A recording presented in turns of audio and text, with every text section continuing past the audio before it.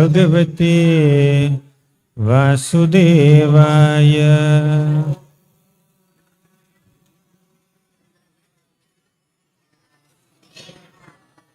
Om Namo Bhagavate Vasudevaya.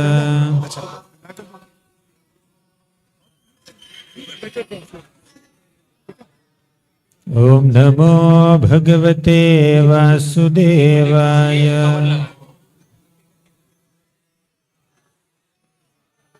Om Ajnanatimmirandhasya Gnananjanashalakaya Chakshuranmilitam Yena Tasmai Shri Gurave Namaha. Shri Chaitanya Manobhishtam Sthapitam Yena Bhutale Swayam Rupaha Kadamahyam Dadati Swapadantikam.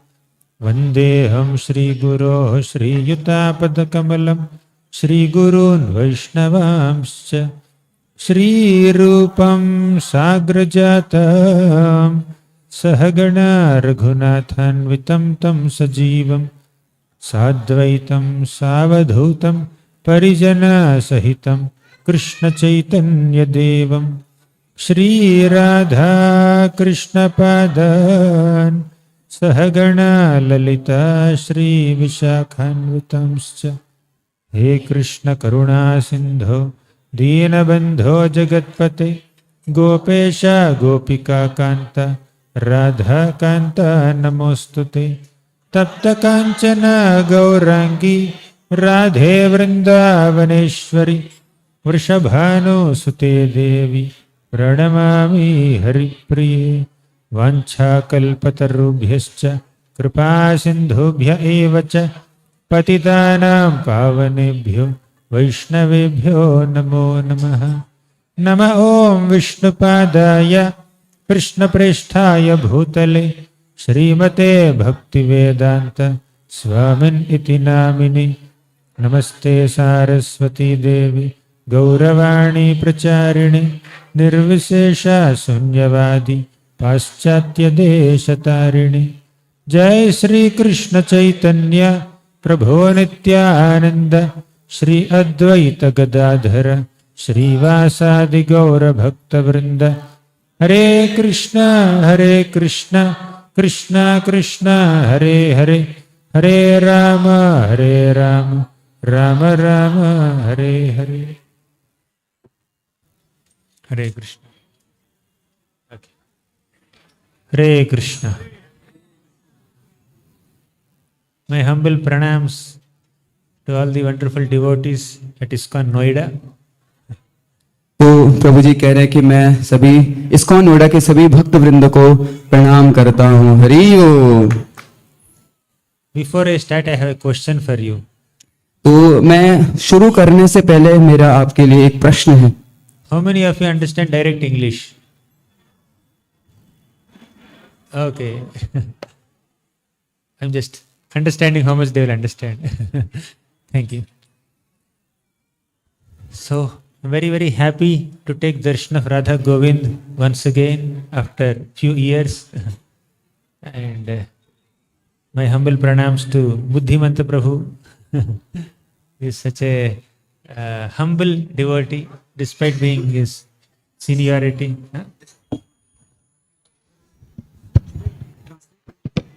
Up to you. Whatever you decide. I'm your servant. He's asking, is Hindi translation required? Said you decide. Buddhimanta Prabhu will decide. We should avoid Hindi translation. Thank you, Prabhu. Okay. Yes. Maybe I'll speak half an hour, then you give next half an hour class. Hare Krishna. So I was asked to speak on this most important and relevant topic. Is Bhagavad Gita relevant even today? How many of you think that Gita is relevant even today? Okay. Then we need not have class. Yes. Although you are convinced, although you believe that Gita is relevant today, still, How is it relevant? Let's discuss. How many of you feel confused sometimes? Are you completely clear about everything that you need to do in life? Huh? No, right?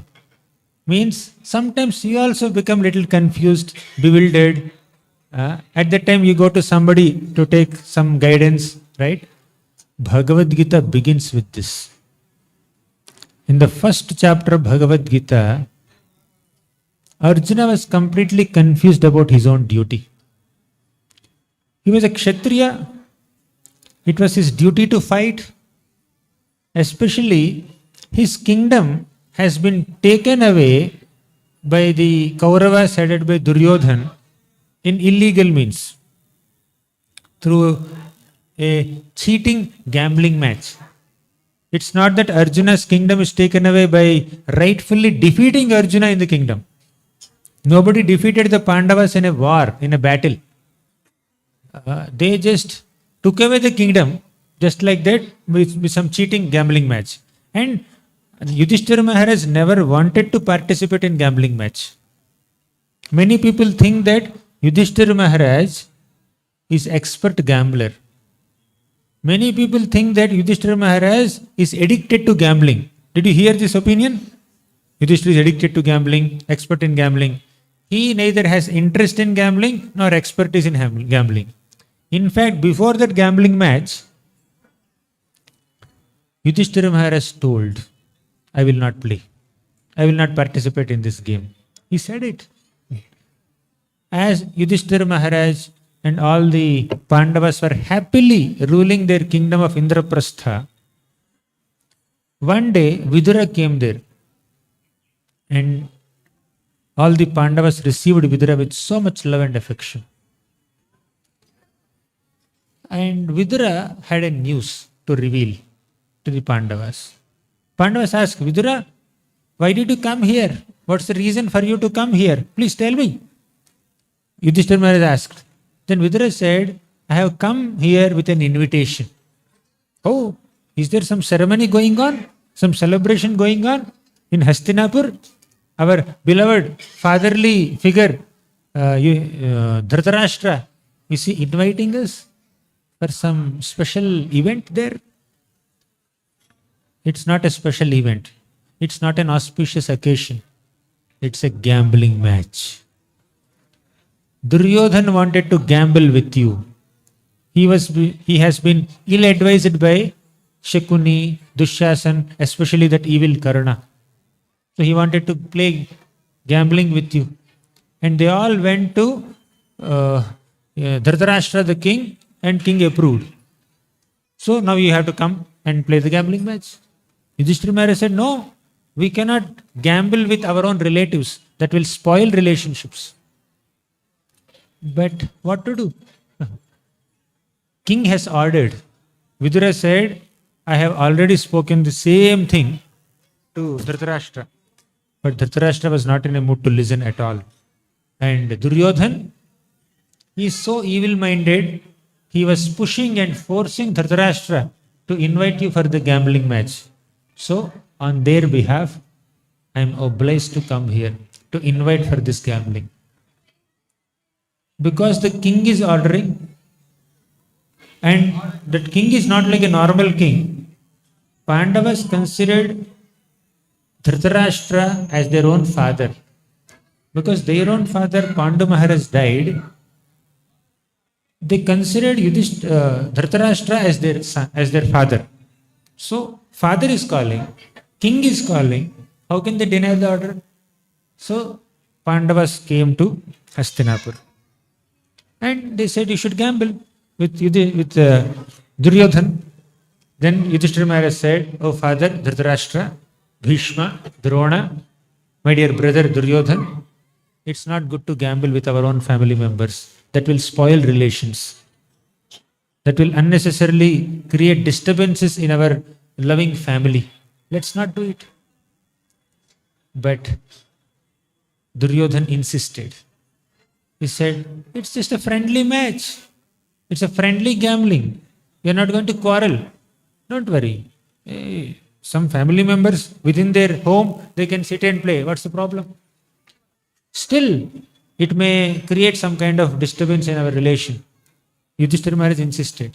Every time he is looking at Dhritarashtra, Bhishma, Drona to say something, but because the king is not saying anything, Yudhishthira is obliged to play. But Duryodhan did not gamble with Yudhishthira. He said, I will not gamble with you, Shakuni will gamble with you on my behalf. Then Yudhishthira Maharaj said, how can Shakuni gamble? I am a Samrat. Shakuni is not Samrat. So Shakuni and me are not on the same level. If Duryodhan plays, then it makes sense.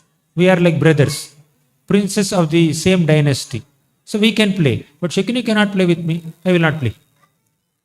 Then Duryodhan said, he was mocking Yudhishthira Maharaj. Oh, you are afraid. You are afraid, right? I am not afraid. I am just saying that when gambling should happen between two equally powerful personalities. But Duryodhan was insisting, you have to play and I will not play. Shakuni will play on my behalf. Yudhishthira was obliged. Right? So it's a long story, but somehow Yudhishthira's kingdom was taken away by Duryodhan. And Yudhishthira Maharaj lost himself. Yudhishthira Maharaj lost all his brothers. Yudhishthira Maharaj lost even Draupadi also. Then, according to Karna's advice, Dushasan went to Draupadi's inner chambers and caught the hair of Draupadi and dragged her to the assembly. And Duryodhan ordered, with his background sound, Duryodhan ordered Dushasan, you disrobe her. See? And to cut the long story short, they tried to inform Duryodhan that it is not appropriate to insult a woman in public like this. He said, she is my dasi, I can do anything. So he did all kinds of nonsense, but Krishna never allowed Dushasan to disrobe Draupadi. Krishna came in the form of a long sari and covered Draupadi from all sides and protected her honor. You know, there was Bhishma. He did not protect Draupadi. Karna, of course, he is the one who gave the suggestion. There is Drona. He did not protect Draupadi. All the Pandavas, they wanted to protect Draupadi, but they're sitting on the floor like slaves.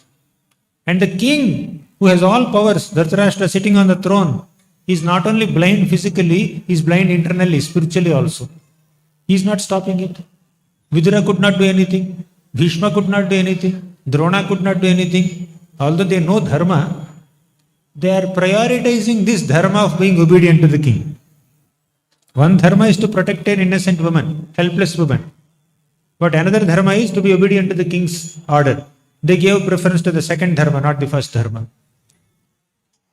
And Pandavas, one dharma is to protect their wife, but another dharma is to follow the master's order. Because they have become slaves, right? They followed the second thing. They ignored the first thing. So in this way, although so many people in that assembly had the power to protect Draupadi, nobody came forward to protect Draupadi. Everybody had their own problems, their own issues, their own reasons. But it is only Krishna. Without giving any reason, he came and protected Draupadi. What does it mean?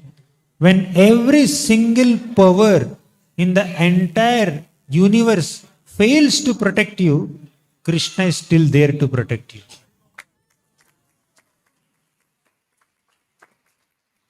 Krishna is the only protector.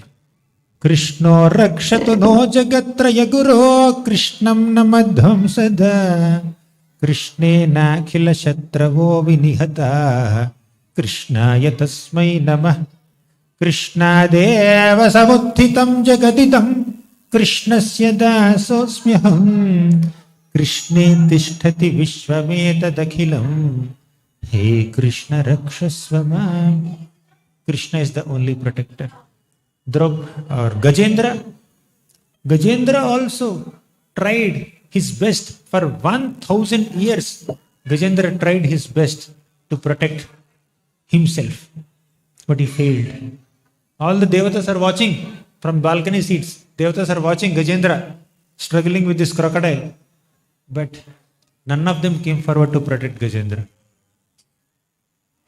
Only Lord Vishnu came. He released his Sudarshan Chakra and protected Gajendra. When every single force in the entire creation fails to protect us, only Krishna can protect us. You see? Some people in this world have the ability to help us, but they don't have the intention to help us. And some people in this world, they have the intention to help us, but they have no ability. Some people in this world, they have the compassion to help us, but they don't have the capacity.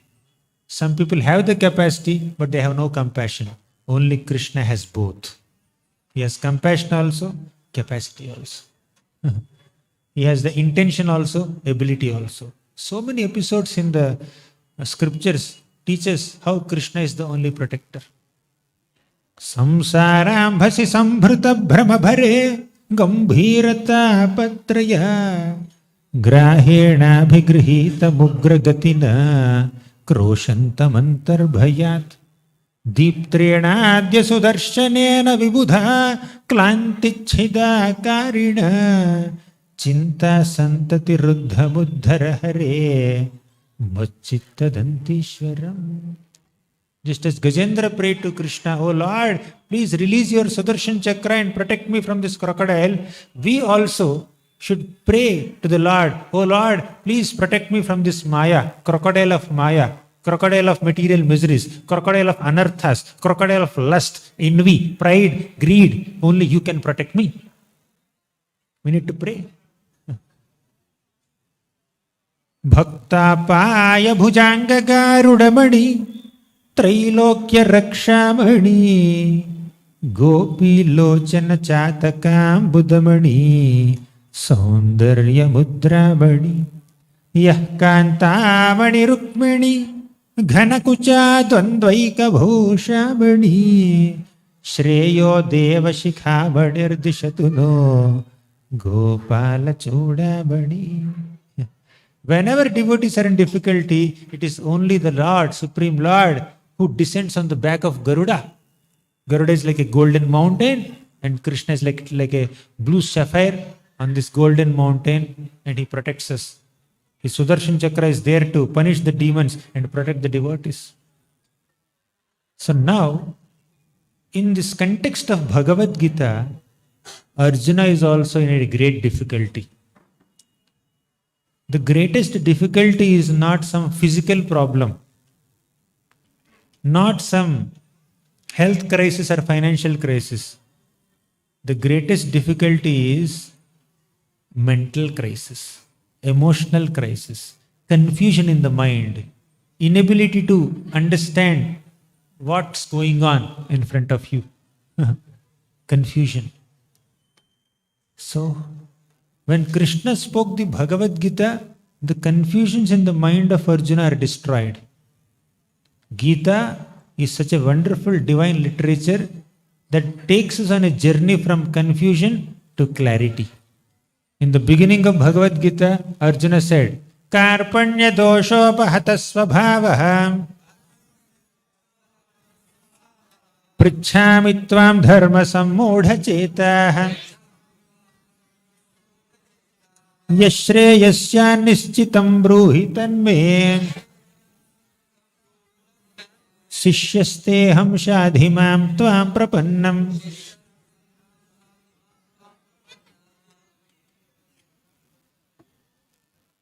Arjuna said, "Oh Lord, I am confused. I don't know what to do. I have great intelligence. I have great experience. He has a right to fight. But he doesn't know whether it is right to fight with his own relatives."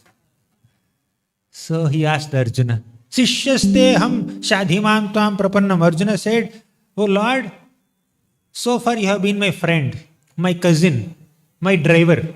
Now become my guru, my teacher." This driver becomes a teacher. Friend becomes a teacher, cousin becomes a teacher. Krishna can play any role in his connection with his devotees. So Krishna became the teacher and he spoke Bhagavad Gita. At the end, Arjuna said, Nashto moha smritir labdhva tvatprasadan mayachyuta sthitosmi gata sandeha karishye vachanam tava. All my confusions are completely gone. I have full clarity of thought. Karishye vachanam tava. Whatever you say, I will do. He got full clarity. So, how is Bhagavad Gita relevant even today? Because just as Arjuna is confused in performing his duty, we can also be confused in performing our duties. For Arjuna, his duty is war. For us, it could be our studies. For these children, their homework is their duty. For those who are doing some different professions, you may have other kinds of problems and issues in your jobs, offices, companies. Everybody has some kind of confusion. So to clear those confusions and bring some clarity in our thought process, Bhagavad Gita philosophy will help us.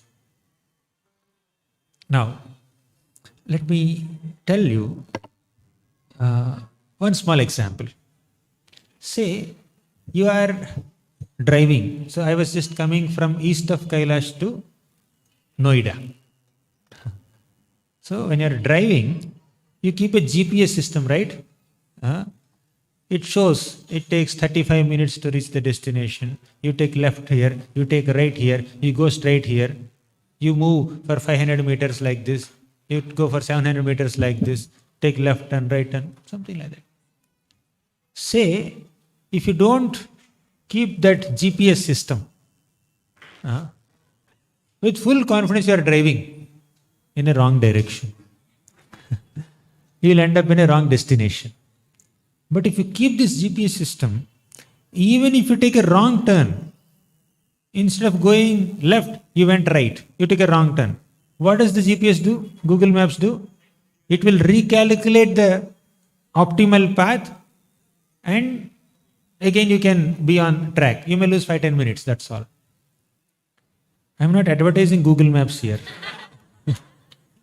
I am only saying that when you have guidance, even if you take a wrong step, you can come back to the right path.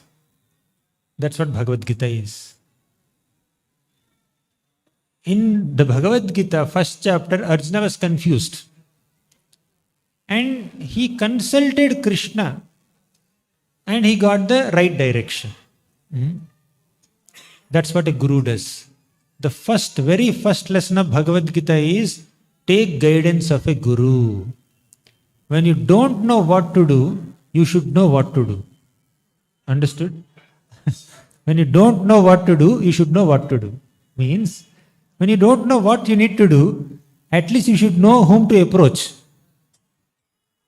Arjuna did not know what to do, but he knows what to do in such a situation. I have to consult Krishna. He will tell me what to do. When you are unable to take a decision, at least go to someone who can guide you to take the right decision, who can guide you in the right direction. When you don't know which turn to take, ask maps or ask somebody.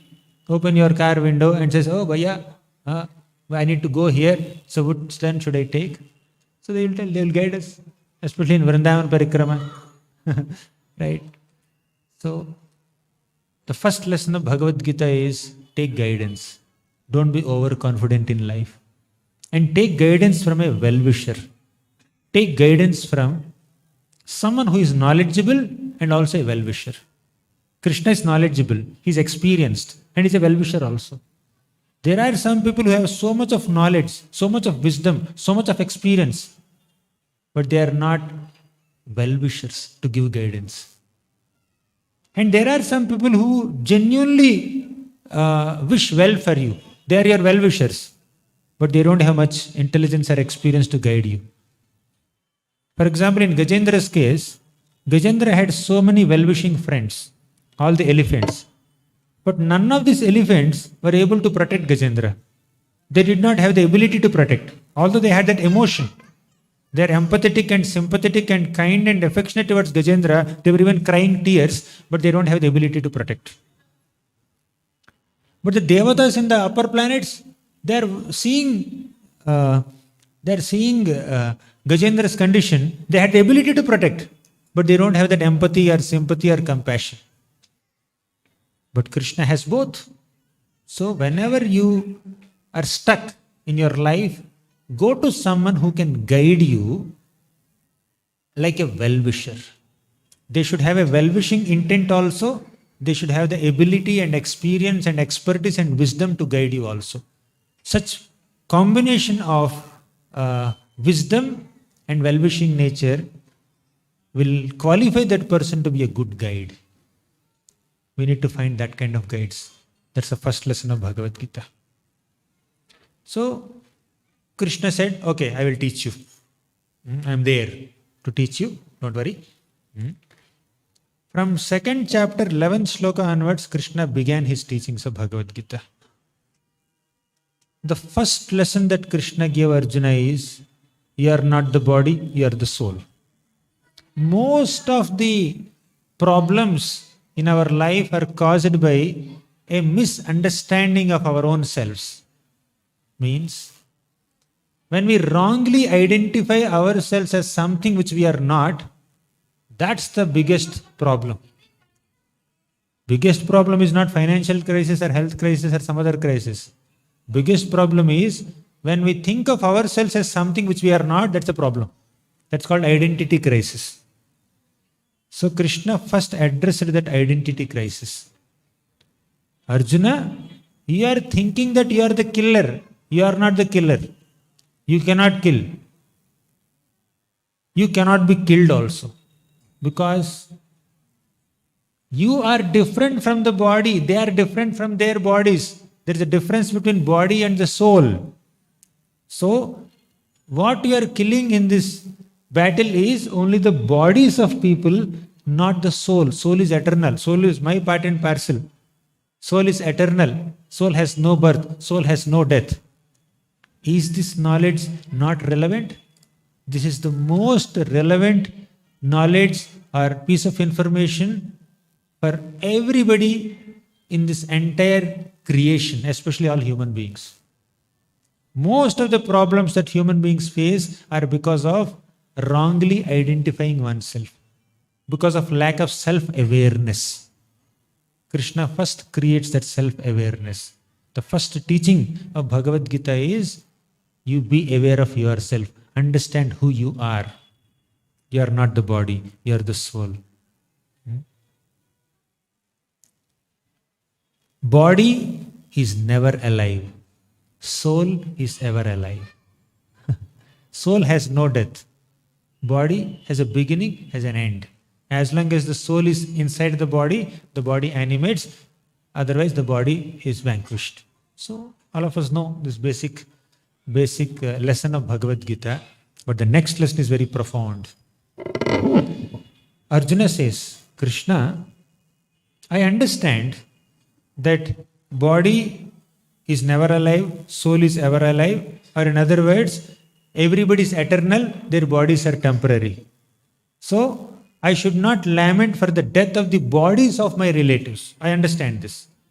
But my problem is, I am able to connect with this Bhishma, Drona and other people here through their bodies only.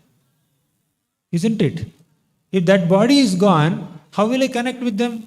I understand Bhishma is not dying. If I kill him, his body may die, but his soul is eternal. He will go to some Swargalok or Golok or Vaikunthalok or somewhere he will go. He will be happy there. But how will I connect with him?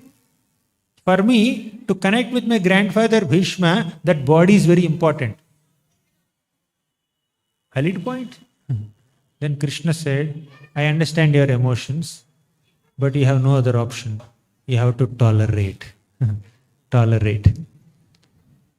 If Arjuna says, yes, I will tolerate. I will tolerate all the atrocities done by Duryodhana and party. I will not kill. Let me tolerate. I will not kill them. I'll go home. Let's coexist. Krishna said, I told you to tolerate happiness and distress. I never told you to tolerate injustice. Getting right? Tolerate happiness and distress. Tolerate success and failure. Tolerate heat and cold. Tolerate respect and disrespect. Never tolerate injustice. That's an important lesson in the Bhagavad Gita. Say it. Matra sparshastu kaunteya Sitoshna sukha dukkhadaha Agamapayino nitya Tam stitikshasva bharata.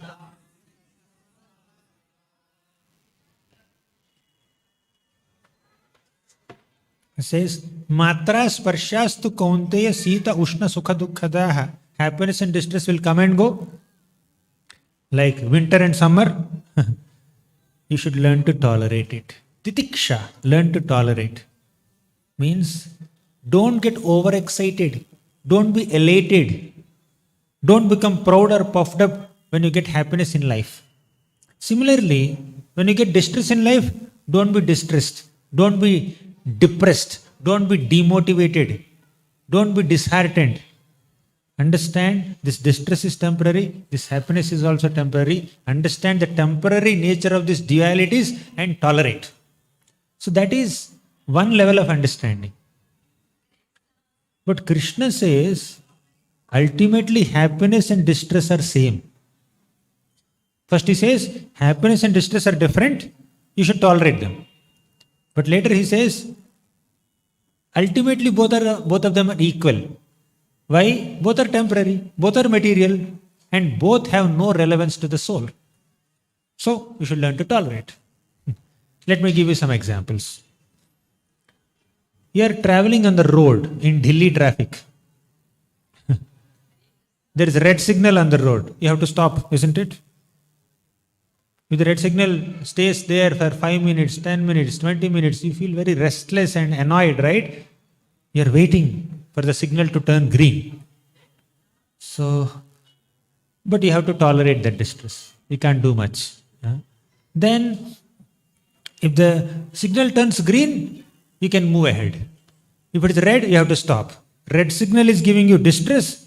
Green signal is giving you happiness. But if you are in a helicopter, if you are in an airplane, Indigo Airlines, or Air India, or SpiceJet, somewhere, you are traveling in an airplane, there is red signal on the road. Will you feel distressed? There is a green signal on the road. Will you feel excited? Happy? No. Why? This red signal of distress and green signal of happiness is of no relevance when you are in an airplane. They are of relevance only on the road. Similarly, material happiness and material distress will affect you as long as you are on the material plane. But if you raise your consciousness to spiritual plane by following the teachings of Bhagavad Gita, the red signal of distress and green signal of happiness are of no relevance to you.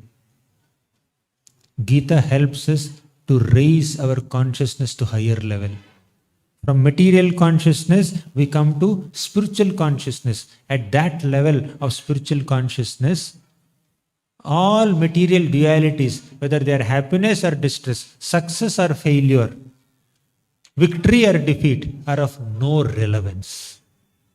Is it not relevant for our life? This lesson is relevant, right? Yes. That's why Krishna says, Yam hinavyathayantye Purusham Purusharshabham Samadukha Sukham Dhiram Somrutatvaya Kalpate. Samadukha Sukham Dhiram. One who is able to see happiness and distress on an equal plane is Dhira. Is very powerful personality, right? He is very sober, very intelligent, very wise, very realized. Samadukha Sukham Dhiram. So Amrutatvaya Kalpate. Such a person is eligible for liberation, immortality, spiritual plane. As long as we are getting affected by the happiness and distress on a material plane, we will remain on the material plane only. We will not be liberated. We'll have to go from one body to another body, one species to another species. The transmigration cycle will continue. But when we raise our consciousness to spiritual plane, then we are ready for greater mercy. These are some initial teachings of Bhagavad Gita. What is the first teaching? Take guidance of a guru. First lesson of Bhagavad Gita. Second, learn to tolerate the dualities on the material plane. Third, eventually raise your consciousness to a spiritual plane from where you see all dualities equal. Happiness and distress, both are same. Just like when you are traveling in airplane, red signal, green signal, both are same. They are of no relevance to you. They both are not same. But when you are there, they both are not relevant to you. In that sense, they are same. Right? So, for a small child, a toy, red doll and a green doll. Red, if the favorite color of the child is red, then red toy will give happiness. And green or blue or some other toy will give distress to the child. Right? But for the adult, for the mother, for the father, both toys are same. What difference does it make? They will only see how much it is costing. Right? That's what makes difference in the mind of the parents, not for the children. For kids, money and the costing is irrelevant. Color is relevant. But for parents, cost is relevant, color is irrelevant. So depending on where you stand, some things in this material world are relevant to you, some things in this material world are irrelevant to you. But when you are on the spiritual plane, everything happening on the material plane is irrelevant only. Therefore, Krishna said, be detached. Be detached. Another important, prominent lesson in Bhagavad Gita is learn to do your duties with a spirit of detachment. Karmanyevadhikaraste ma phaleshu kadachana ma karma phala heturbhur mate sangostva karmani. Karmanyeva adhikaraste. You have the right to perform your duty. You have the responsibility to perform your duty. Ma phaleshu kadachana. But you have no control over the results. Second point. Okay, I have to do duty, but I have no control over results. Not just that. Ma karma phala heturbhur. Don't even consider yourself the cause of the result of your activity. Means you should not think that you are the cause. For example, somebody has made this beautiful garland, isn't it? Nice garland with some yellow flowers, white flowers, pink flowers, red flowers, and some greenery here and there. Nice, beautiful garland. If the garland maker thinks that I have made this garland, yeah, to some degree, that's a correct statement. But is the beauty of this garland totally dependent on the garland maker who has spent half an hour or 1 hour to put all the flowers together? No. Replace this flower with some cloth or some paper. It will not have the same effect. Means the credit goes to flowers also, not only the garland maker. Right? So some farmer has planted the plants and harvested and collected the flowers. Somebody went to the market and purchased the flowers. And ultimately the nature, Mother Earth, has produced all these flowers. And it is Krishna who induced the element of fragrance into earth and made the flowers fragrant. So credit goes to Mother Earth, credit goes to nature, credit goes to Krishna, credit goes to the farmer, credit goes to the person who is selling the flowers, credit goes to the person who went and purchased the flowers, and credit also should go to the person who created this thread. Right? Without thread, no garland maker can make garland. Right? So credit goes to so many people, and some credit also goes to the person who made the garland. Isn't it? How can we think we are the doers? Ma karma phala heturbhur means never consider yourself the cause of the result of your activity. The result is caused by so many people, so many factors. That's why Krishna says, you are not the doer. You may do, You are participating in an activity and you are producing a result, but that's only a small portion. Your role is very small. There are 100 people involved. Someone has taught you to make this garland. Right? Someone must have trained you to make this garland. Otherwise, you don't know how to make garland. If you go to South India, so I think many of these garlands are made with needles. So needle and thread, then you are just pushing the flowers. But if you go to South India, they have a very magical way of making garland. They take flower and then they just use the thread to just tie the flowers in a certain pattern with the hands. They don't use needle at all. Some people use, but some people without using a needle, they can make a very beautiful pattern of garland just by tying it. And their hands and fingers move so swiftly that you can't figure out. Although coming from there, I could not make a garland like that. I have seen my mother doing it very, very swiftly, making a garland without a needle. But I could not learn it. Right? So, different people have different abilities. But only one person is not the cause of the result of an activity. So many people are there. Therefore, don't consider yourself doer. So be detached. Just because you are not the doer, that does not mean you give up your responsibilities. You should perform your responsibilities, but with a spirit of detachment. That's another lesson. Don't give up your activity itself. Give up the mentality that you are the doer of that activity. Fine. We are discussing a lot of karma yoga teachings, general teachings. Without bhakti yoga, our discussion is not complete. Let's directly jump into the middle section. The middle 6 chapters of Bhagavad Gita, they talk about bhakti yoga. Say, if you are not the doer, who else is the doer? We saw, so many people are doing. But ultimately the doer and sanctioner is Krishna. Without Krishna's intervention, without Krishna's sanction, not a blade of grass moves in the entire creation. Therefore, don't just work with detachment, work with devotion. That's the ultimate message of Bhagavad Gita. Bhagavad Gita definitely talks about detachment from the results of the work. But Gita also talks about working with devotion. And when you have devotion, detachment is included in the devotion. So, work for Krishna. Mai sarvani karmani sanyasya chetasa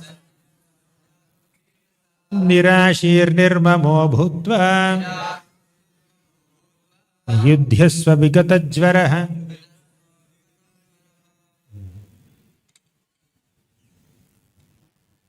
Mai sarvani karmani sanyasya. Give up all your activities. Sanyasya means giving up with a detachment, renouncing. But Krishna added the word Mai. Don't just be detached from an activity. Don't just give up the results of that activity. Offer that activity to me. Offer the results of your activity to me. Mai sarvani karmani sanyasya. Offer them to me. I don't want this. I give up. That's one way. No, let me offer this to Krishna. That's another way. In both cases, there is detachment. You are not interested to enjoy it. But in the first case, you are saying, I will not enjoy it, I will stay away from it. That is Jnani mode. But in the second case, you are saying, I will not enjoy it, I will offer it to Krishna, let Krishna enjoy it. After he enjoys, I will accept it as his Mahaprasad. I will also enjoy it. I will also bear it. This is Mahaprasad. This is purification. Will protect us.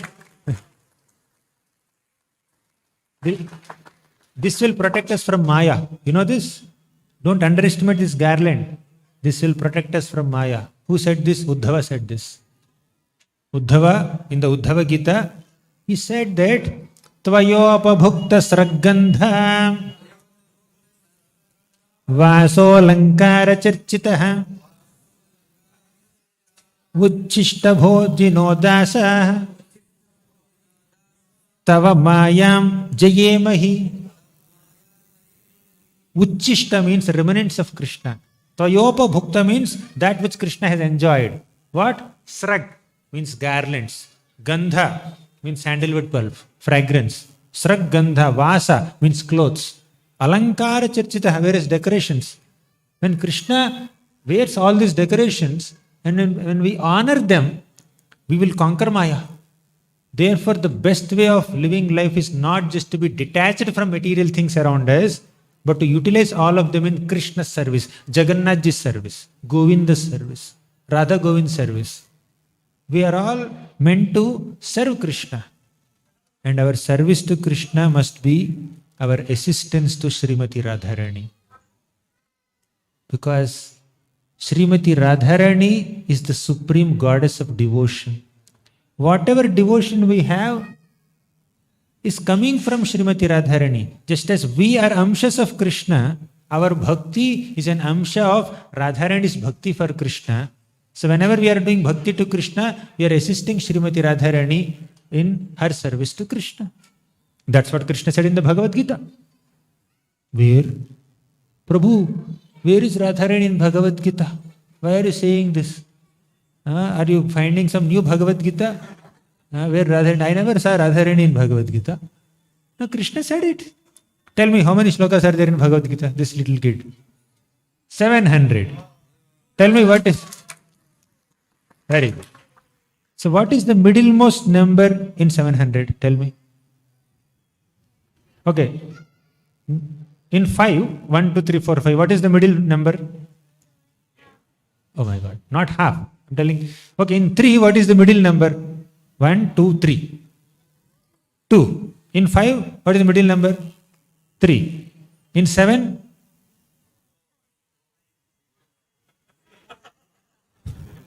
One, two, three, 4. 5, 6, 7. 4 is the middle number. In 700, what is the middle number? Someone said it. 350. 350. 350 and 351, 2. Middle number. Middle shloka of Bhagavad Gita is shloka number 350. Agreed? There are 700 shlokas. Middle, there are 2 shlokas. Shloka number 350 and 351. Before 350, there are 349 shlokas.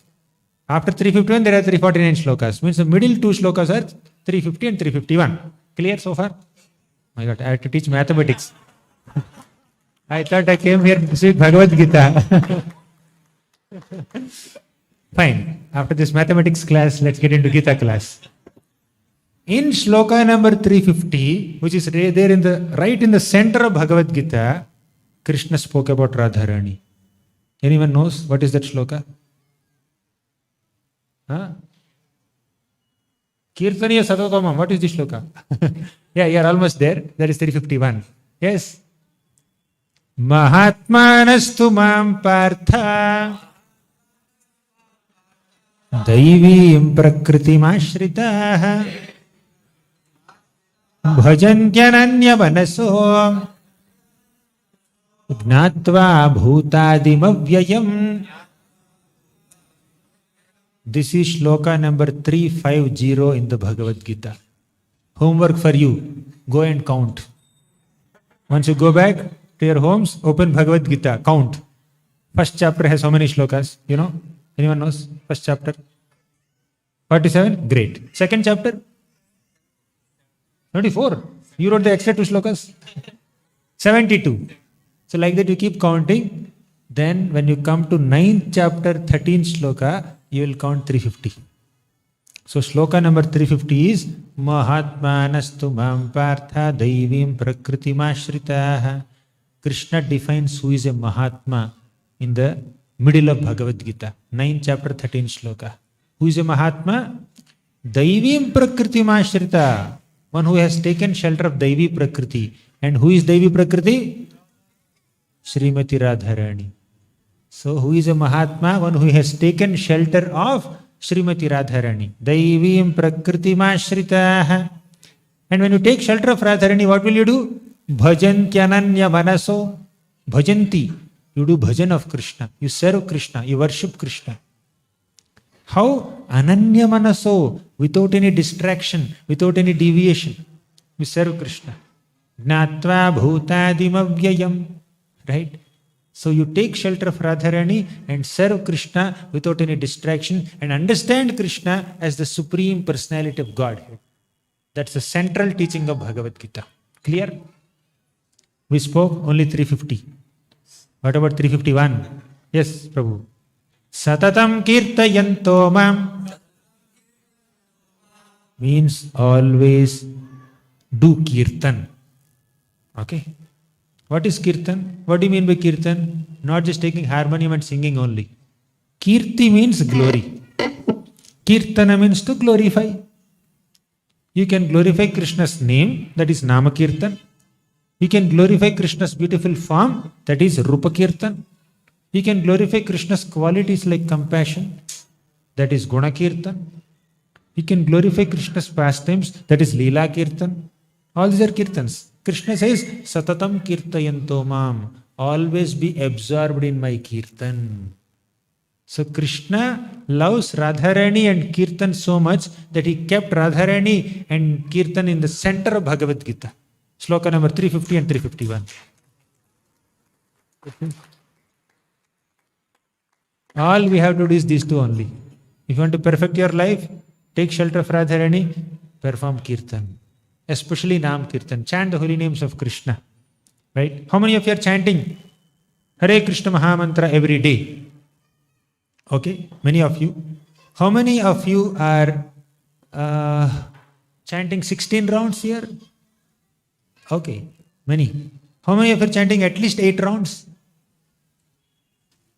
At least 8. Means those who are chanting 16 also can raise. How many of you are chanting at least 4? Okay, good. Others who did not raise the hand, you can start at least 1. Today is a good day to begin. Every day is a good day. Because you have taken Darshan of Radha Govind, you can begin chanting. Chanting is so easy. Now, let's chant one small song sung by Lord Chaitanya Mahaprabhu in the Chaitanya Charitamrita. He says, Krishna, Krishna, Krishna, Krishna, Krishna, Krishna, Krishna, hey.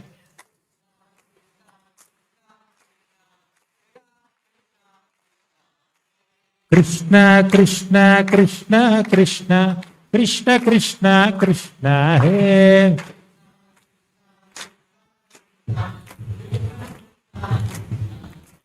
Krishna, Krishna, Krishna, Krishna, Krishna, Krishna, Krishna, hey.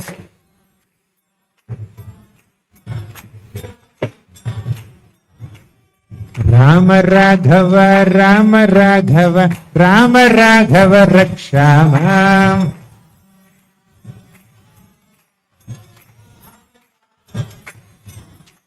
Krishna Keshava, Krishna Keshava, Krishna Keshava Pahina.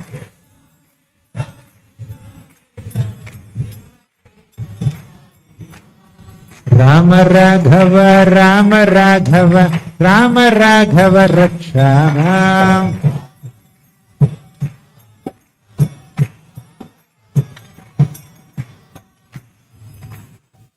How easy it is. Even these little children in front, they are also singing Krishna, Krishna, Krishna. Hey. Now I will tell you one Vedic mantra. Recite, repeat after me. Om Dacham Yora Vrinimahe Gatum Yagnaya Gatum Yagnapataye Daivi Swastirastunaha Swastirmanushebhyaha Urdham Jigatu Bheshajam Shamno Astu Dvipade Sham Chatushpade Om Shanti Shanti Shanti. Not just the last line. Full. Repeat now. That's the power of chanting the names of Krishna. Very easy. Even kids can also do it. But when you say long, 1 kilometer long Vedic mantra, it's difficult for us to repeat. Not to minimize the position of any Vedic mantra. Every transcendental sound vibration is a representative of Krishna. But somehow Kali Yuga people have limited capacity to learn all of that. The easiest and most practical thing for Kali Yuga people to do is Krishna, Krishna, Krishna, Hey. Hare Krishna, Krishna, Krishna, Hare, Hare. Hare Ram, Ram, Ram, Hare, Hare. And to chant the holy names of Krishna is the central message of Bhagavad Gita. Satatam Kirtayanto Mam. Shloka number 351. Okay. 9.14. So, Krishna introduced us to the easiest process of Bhagavad Gita. Easiest process to attain Him. Like you see in the next chapter also, Krishna says, Yajnanam japa yajnosmi. Of all the types of yajnas or sacrifices, Krishna is japa yajna. Japa yajna means chanting the holy names of Krishna. Chanting is so easy.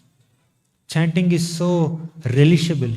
Kalyananam nidhanam kalimalamathanam pavanam pavananam patheyam yanmumuksho sapadi parapada praptaye prochyamanam vishramasthanamekam kavivaravachasam jivanam sajjananam बीजम धर्म ध्रुवस्य प्रभवतु भवतो भूतये कृष्ण नाम. So kalyananam nidhanam, the process of chanting Krishna's names is the abode of all auspiciousness. Kalimala mathanam pavanam pavananam.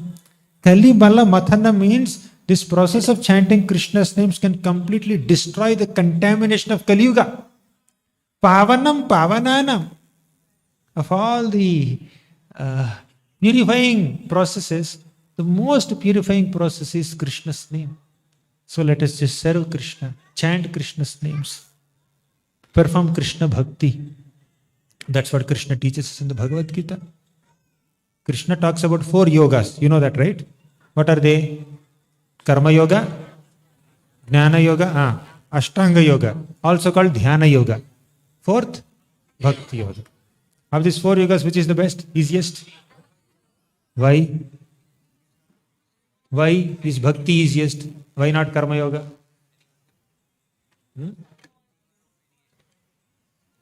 Anyone from any background can do Bhakti yoga? Good. Let me tell you, basic, I told this many times, but let me tell once again. Tell me first, what is yoga? What is yoga? These kids, not adults, first kids. You know what is yoga? This boy? Do you know what is yoga? Any of you? Huh? Addition. Yoga is addition. Oh my God. What are you adding? What are the 2 things that you add in yoga? You add yourself to Krishna. That is yoga. Yoga basically means linking our consciousness with Krishna. Trying to connect with Krishna. That is yoga. Clear? Yoga means you connect with Krishna. Karma yoga means you connect with Krishna through karma, through your action. Right? Through your activities, you are trying to connect your consciousness with Krishna. That is called karma yoga. Clear? What is Jnana yoga? You connect with Krishna through Jnana, knowledge. What is Dhyana yoga? Through meditation. You connect with Krishna through meditation. Meditation means deep thinking. Constantly thinking about that person, object of meditation. And what is Bhakti yoga? You connect with Krishna through bhakti, through devotion. Clear? 4 yogas. Now, why Bhakti yoga is the easiest and the best of all the 4 yogas? Let me give a simple analysis. Let's come back to the definition of Karma yoga. What is Karma yoga?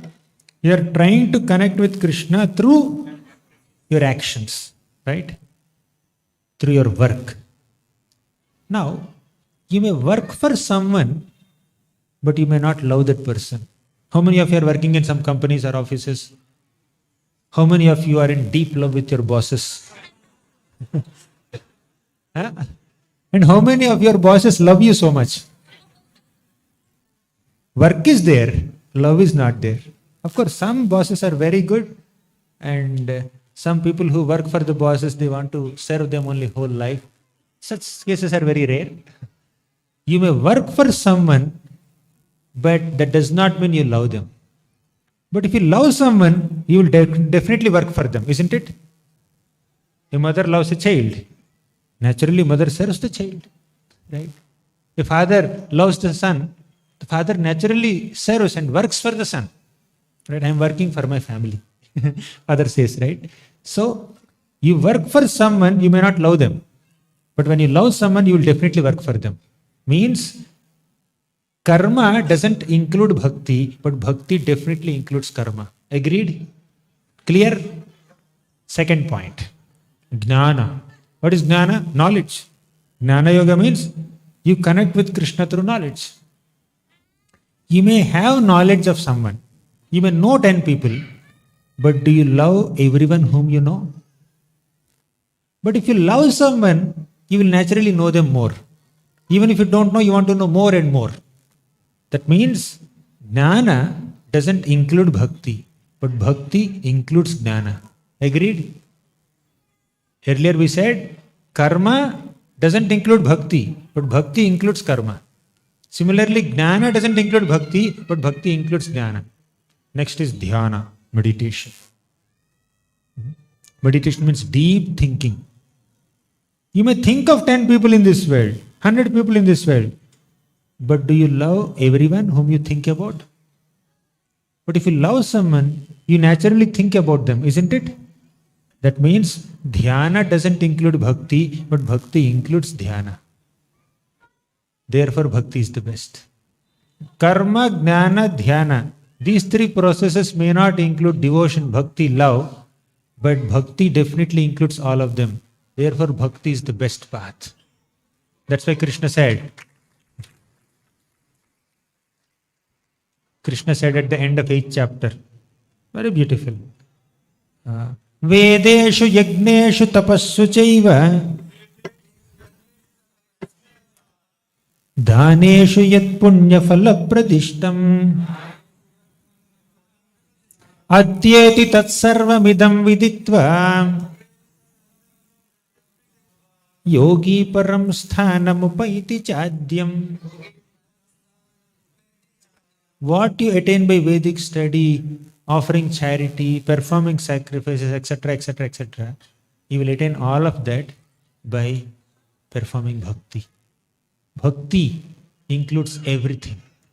So Krishna explains in the Bhagavad Gita that bhakti is the easiest path to connect with him, most practical path to connect with him, isn't it? How easy bhakti is. Krishna talks about the simplicity of bhakti yoga. Now I will tell you one shloka which all of you know. Patram pushpam phalam toyam yo me bhaktya prayachati tadaham bhaktipahritam ashnami prayatatmanaha. Patram means leaf, pushpam, phalam, toyam, water. If you offer these 4 items, not only these 4 items, any other item, with love, with bhakti, Krishna will accept. Krishna will consume. Ashnami means I will eat, Krishna says. Bhakti is so simple. You don't have to be a multi-millionaire to perform bhakti. You don't have to be a very wealthy person or a scholarly person or a talented person or a popular person to serve Krishna or to love Krishna or to perform bhakti unto Krishna. Anybody from any background can serve Krishna very easily. Right? Now, one teacher was teaching this shloka to some children. He said, if you offer flower or fruit or whatever to Krishna, he will accept it. He will eat it. Then one boy asked, I have a doubt. Question. Not Zoom call. Direct. He raised his hand and said, I have a question. Yes, what's your question? My dear teacher, you are saying that if you offer something to Krishna with devotion, he will eat it. Every day you are offering so much bhoga to the deities. He is not eating anything. Huh? He is not eating anything. You offer 10 apples to Jagannath ji or Radha Govind ji, all 10 apples will come back to you. He doesn't eat even one also. Anyone offers bhoga here? At your home, how many people make offering to the deities? Bhoga offering. Okay? Have you ever had an experience where you offer 10 paratas to the Lord, he ate one and he gave you only 9? Never, right? Do you offer bhoga? Huh? What did you offer in the recent past? Huh? Peda, laddu, gulab jamun, paratha. You offered 4 paratas. How many does Jagannath ji eat? Nothing. So is he eating or not? That boy had this question. How many of you had this question? We are putting so much food in front of the deities and he's not eating only. And we are saying he ate it. It is Krishna Prasadam. It is mixed with the saliva of Krishna. It has become nectarian now. It is Krishna Prasadam. So this boy had this question. Then the Guru said, no, Krishna doesn't eat like you and me eat. He will eat in a different way. He will eat with his eyes. Basically, when somebody eats, the plate has to be empty. That's a criteria. Then he's a good boy or a good girl. So when you offer full plate, they should empty the plate. That is good eating. So plate is not getting empty, not even half empty. Plate is coming out as it is. Only difference is you offer hot food to the Lord, it comes out cold. Thanda. That's the only difference. So this boy was very much confused. Guru said, okay, fine, I'll answer your question tomorrow. You first learn this shloka, memorize it and come back. I'll answer your question tomorrow. Then all the kids went back to their homes. They memorized the shloka so nicely. They came back and they started reciting the shloka. Right? So this boy's turn came. The Guru said, my dear child, tell me the shloka. Yes, tell me the shloka. Say loudly.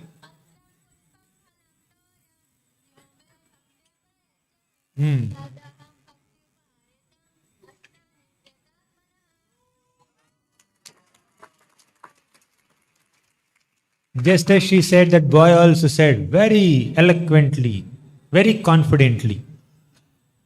The teacher asked, where did you learn this shloka? The boy said, from the book Bhagavad Gita.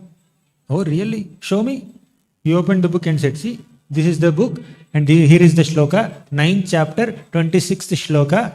I saw this shloka, recited it 10 times, 20 times. I closed the shloka, again I recited it, again I opened, again I recited. After few repetitions, it went into my memory. Oh, wow, amazing. So the shloka has entered your memory, right? Yes.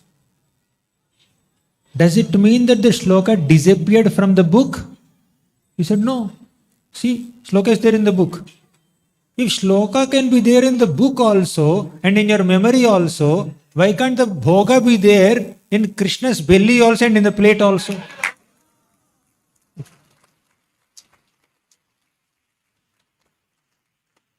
The shloka is there in the book, but it has subtly entered the boy's memory also. Similarly, the bhoga is there in the plate, it has entered Krishna's pate also in a very subtle way, in a spiritual way. So don't doubt. Whenever you offer something to the Lord, He will eat it. Provided you have devotion. So Gita explains such simple concepts. Just offer food to me, I will accept. Just ensure that you have love and affection for me. So these are some teachings of Bhagavad Gita.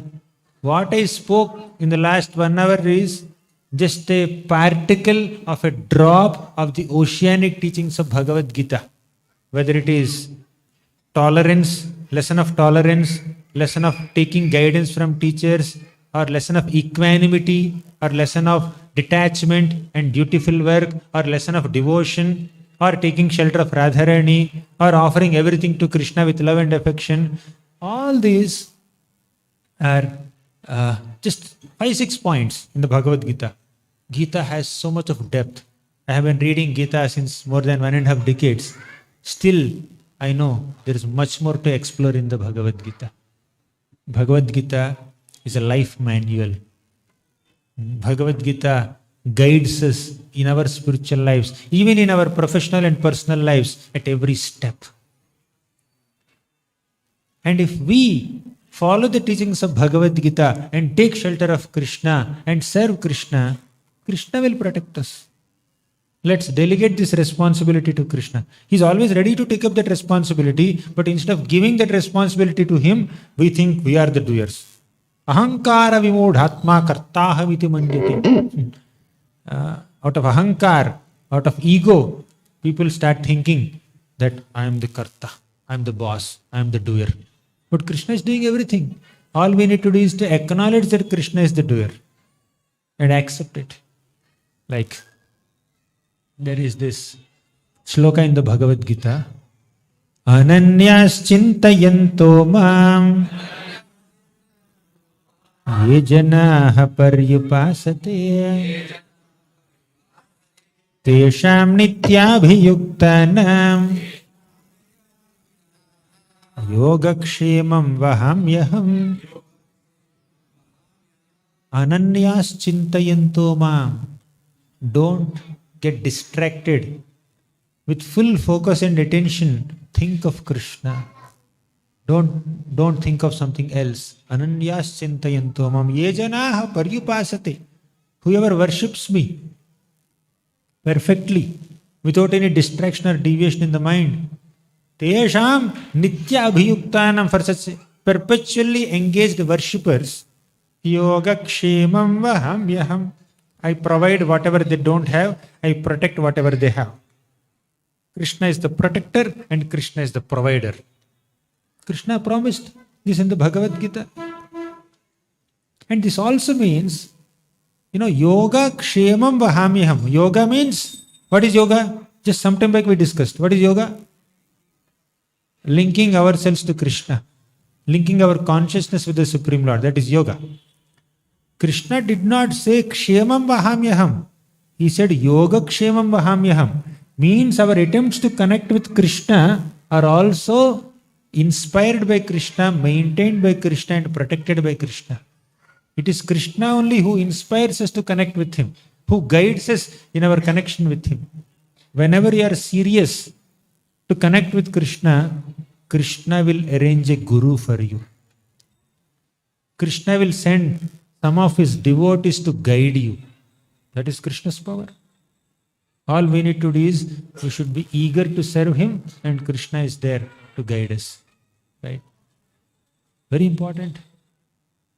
And Krishna will also give kshema. He guides us and He assists us in our yoga, and He also reciprocates with our yoga in the form of kshema. How many of you know the story of Arjunacharya? Anyone knows Arjunacharya story? Only 2, 3. Okay. Arjunacharya is a very great devotee.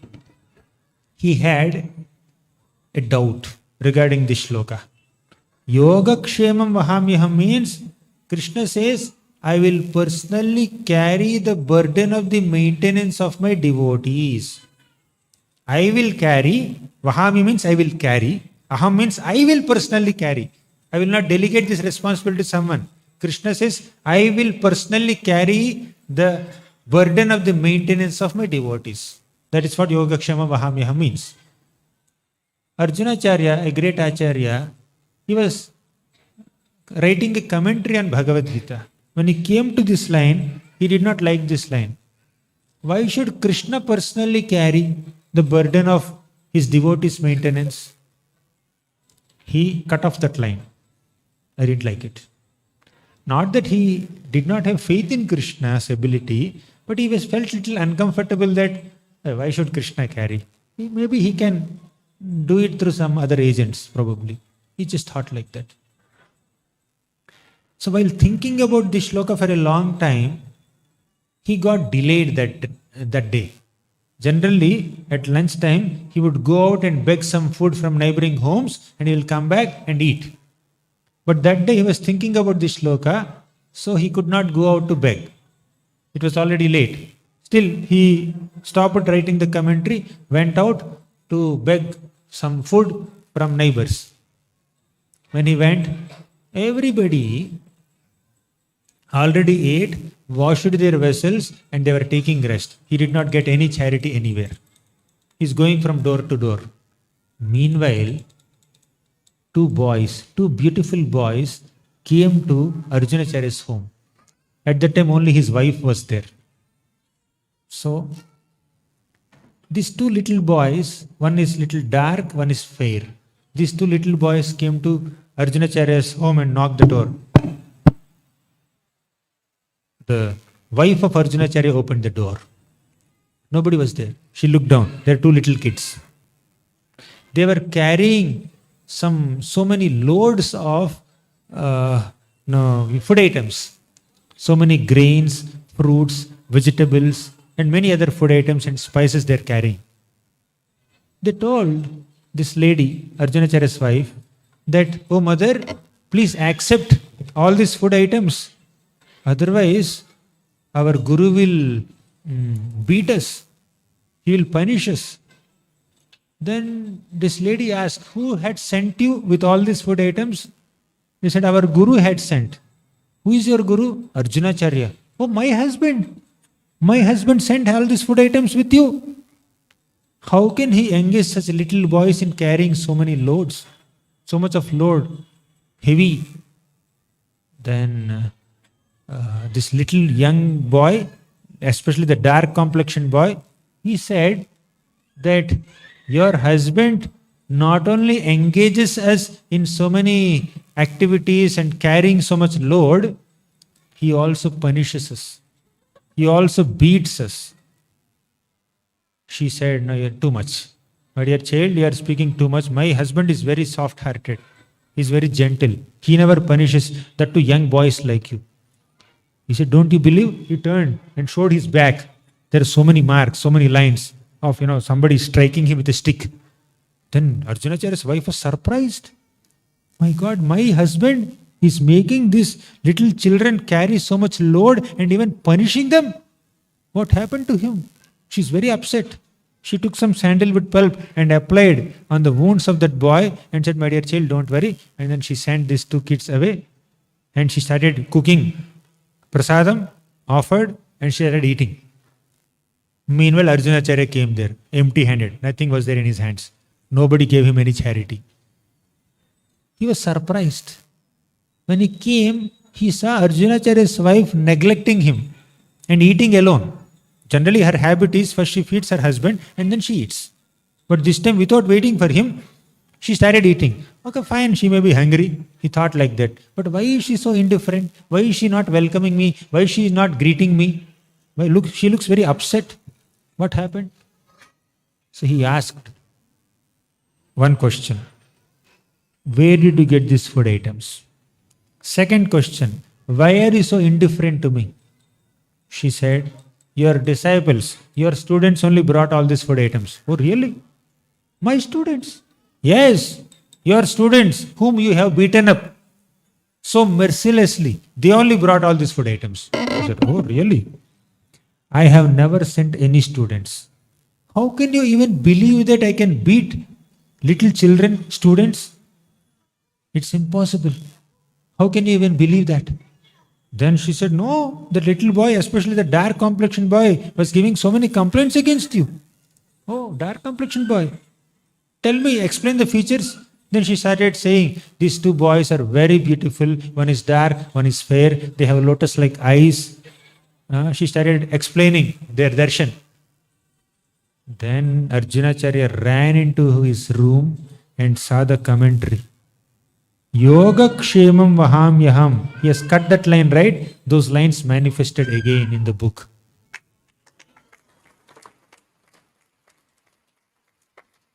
And he came back and he started looking at his wife with so much of appreciation. She said, you are so fortunate. Krishna and Balaram personally came to give you darshan. And I did not have that faith in Krishna and Balaram. Therefore, they did not give me darshan. You are so glorious. So, Krishna definitely personally carries the burden of the maintenance of his devotees. If only we have that faith.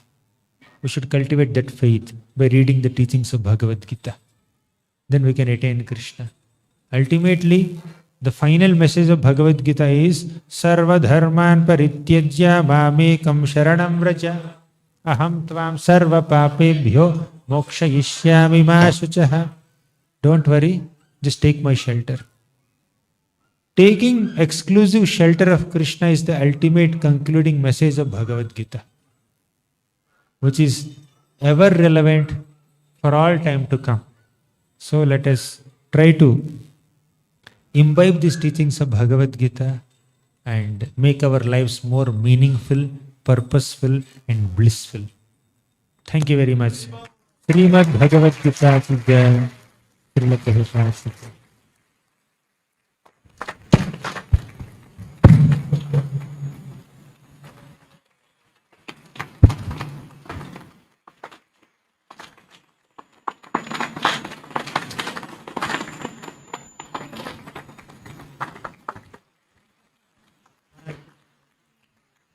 So we can have only two questions.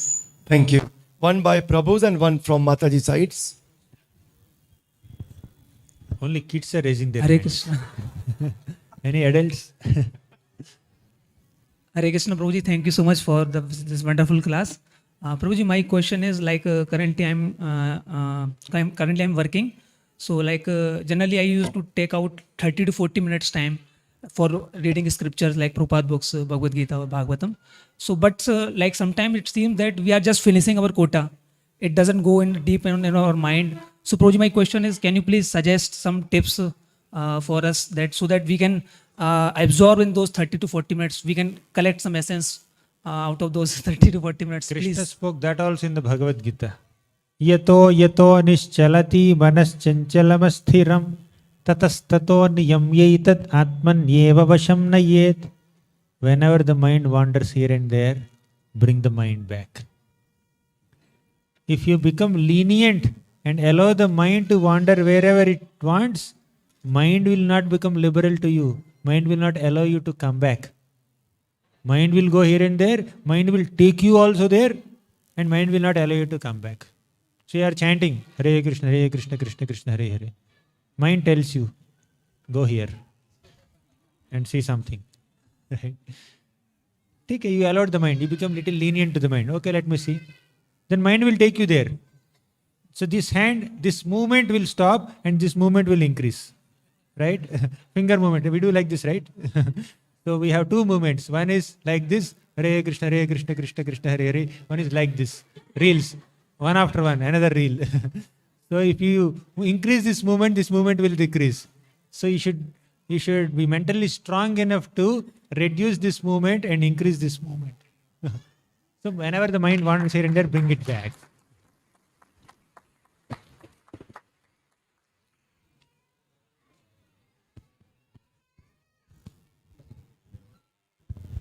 Hare Krishna, Prabhuji, Dandavat Pranam. Thank you so much. It was a wonderful class, literally. I just wanted to know that you said that through Bhakti Yoga, that this is the most easiest and the most natural process we can do. But then how to develop that love for Krishna? How to see Krishna as our own? If we'll see Krishna as our own, then only we will be serving Him through that emotion only. How to develop that emotion? It's very difficult. Thank you. In the Bhakti Rasamrita Sindhu, Rupa Goswami defines sadhana bhakti. What is sadhana bhakti? To engage our senses in Krishna's service so that bhava will develop, that emotion will develop. So, buddha bhava samanvitaha. So, to develop that bhava for Krishna, we need to, Jai Radha Govind Bhagwan ki Jai. We need to engage our senses in Krishna's service. Beginning with our tongue. Begin with engaging your tongue in chanting Krishna's names, engaging your ears in hearing Krishna's pastimes, engaging your eyes in seeing Radha Govind Dev. Thus, when you engage all your senses in Krishna's service, eventually you will develop that emotion for Krishna. Thank you. Okay, yes. Give them mic.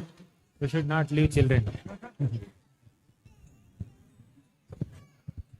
Prabhuji, Hare Krishna. Thank you for lecture today. My question is, how do we slok learn perfectly like you?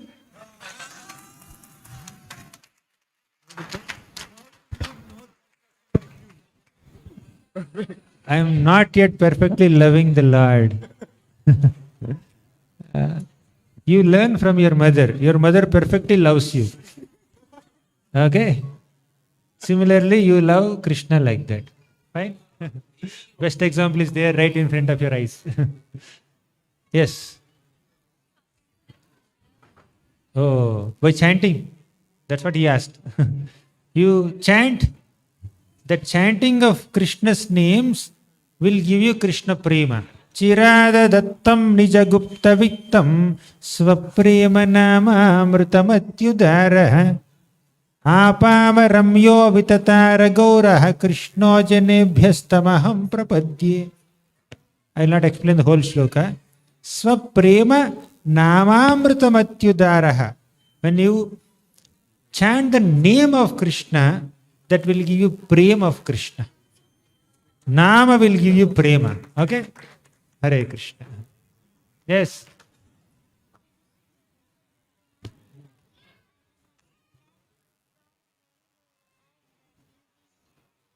Oh, from when am I learning the shlokas? When I was at your age. Or maybe before your age, at his age. He's 5, right? Huh? 7. Oh, you're a senior devotee. Okay.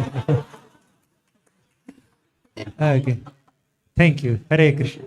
Thank you for your question. Come here.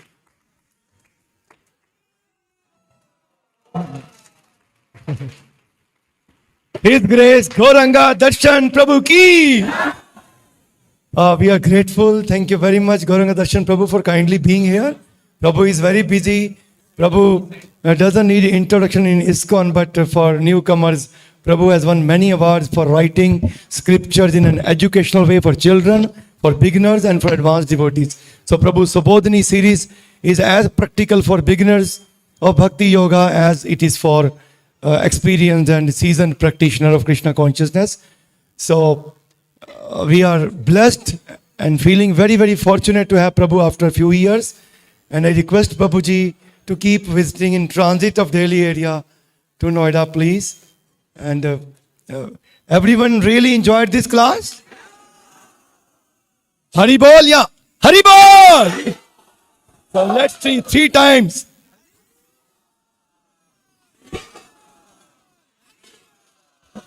So thank you very, very much, Prabhuji. Thank you. And we have a little gift.